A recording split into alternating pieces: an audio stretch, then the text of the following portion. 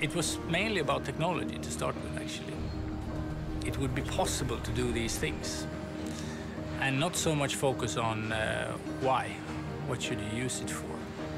Because the laptop was barely invented and the smartphone didn't exist. Operators at that time were pretty pleased with what they had with GSM. There was not really a vision of what the wireless data could be. We were still in the process of building out our network, so having consistent capability, consistent access, that we were very focused on voice. The view that data is important has always been there. What it should be used for, we didn't have any clue, really. This is a cork that we popped when IS-99 was published, and that represented the first data service on CDMA.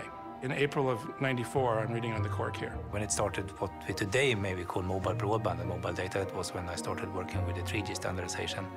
And that was back in fact, in 1991. This will not happen. It takes 10 years before you get feedback, really. And see if somebody buys it. Then you have to maybe be a little bit crazy. Because we had to convince people everywhere in regulation and everywhere that this was something that could actually be big, and that it was possible. And the more people you got on board, the more momentum you got, and you got an internal momentum, and you got an external momentum, and started to build the vision. It was really exciting. The internet came around at that time. Will internet be good enough to build a communication service on, or because that was not obvious. Now it sort of sounds like a stupid question. So then, of course, we realized that this is going to be a big thing. You start to realize these amazing capabilities of wireless connectivity that you could never do before. And so that's a very, very exciting time. When we first started looking at data, we first started to look at it really seriously in the mid-90s, is when we thought it was going to really start to take off. But what we found was there were three components that were really important to have in place to have mobile data work. Those components were obviously a network that had the capability of connecting for speed and capacity.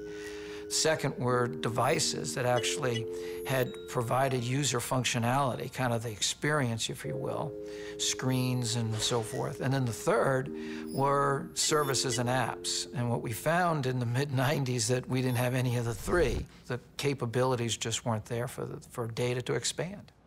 The first time when you really started to talk about mobile broadband was when we started to look at 3G, or IMT 2000, that it was defined by ITU. Somebody said 3G is going to be significant. You're really going to bet on it. And I said, what is it? And they said, girls, games, and gambling. Then everybody spoke about VAP back then. So everybody was talking about it. Everybody was seeing the future in it, but nobody was using it. And there weren't any WAP phones. So the abbreviation was, where are the phones? And nobody could configure their own WAP phone. So of course it was very complicated to use, and that didn't help the matter, but it was the only way to do it with those low data rates.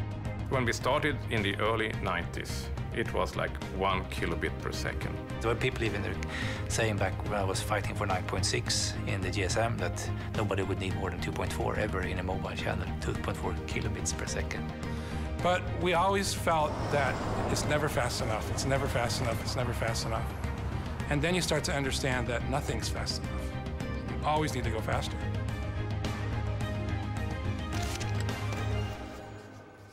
Unplug. Let's rethink mobile broadband.